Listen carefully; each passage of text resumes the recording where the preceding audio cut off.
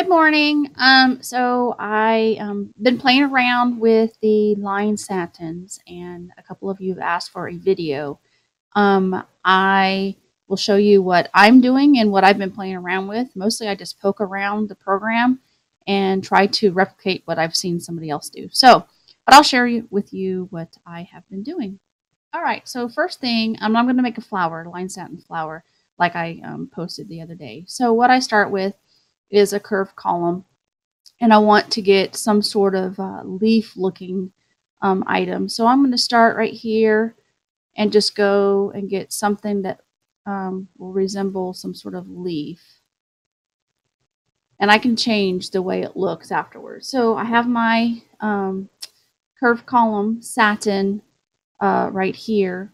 And what we want to do is change it to our line satins. And to do that, it's right over here under stitches and the type. So right now it says satin. We want to change that.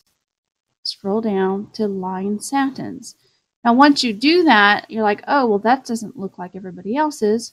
So like I did, I poked around, and right here, you'll see up here in the line satins, it has all these menus. And some of these I haven't really messed with too much, picked around too much, but the number of lines is right here.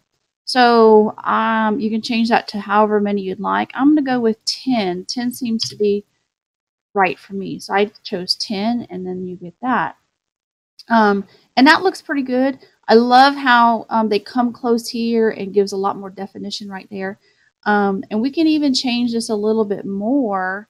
However you would like your leaf to look. And so what I've done is I get this one looking the way I want, and then I go around and try to change some other things.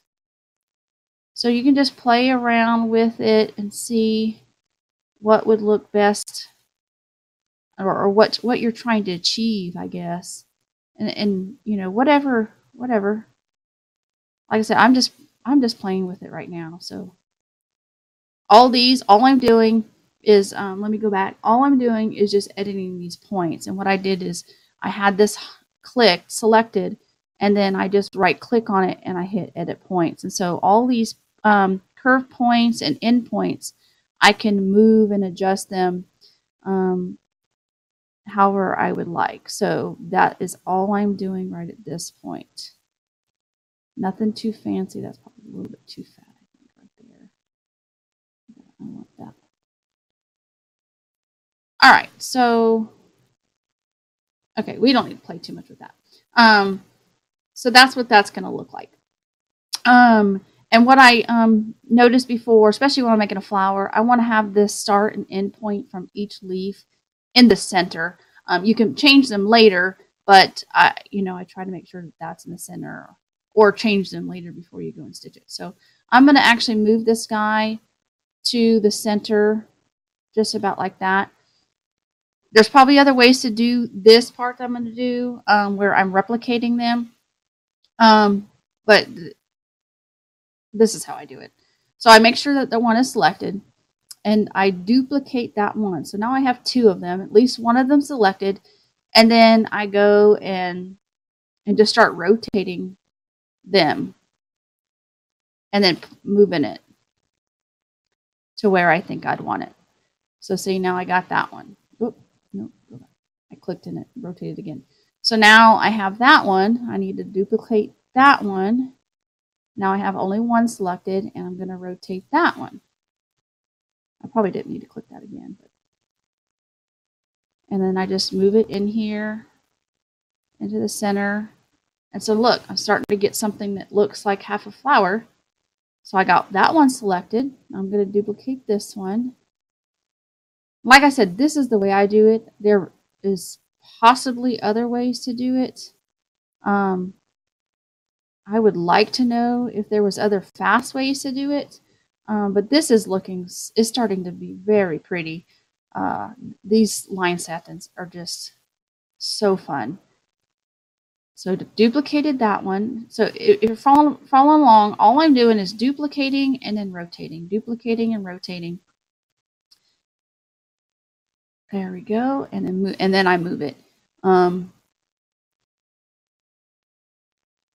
how pretty that is. So, and I go and duplicate again, and then I move. And let me see, I don't think I have to click it again. No, I do. Okay. So go. See, I just click around, poke around, click around.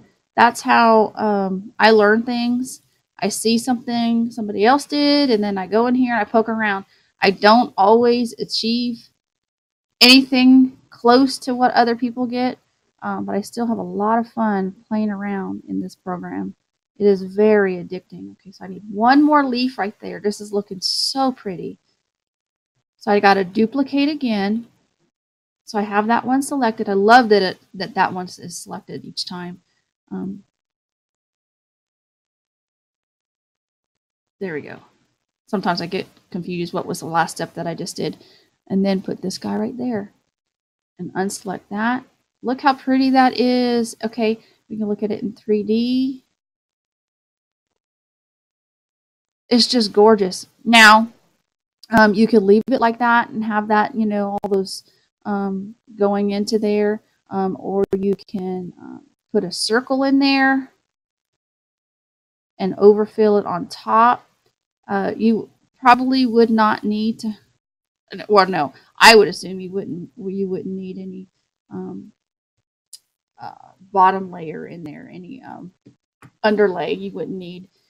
I would say that it would be fine with just a top fill.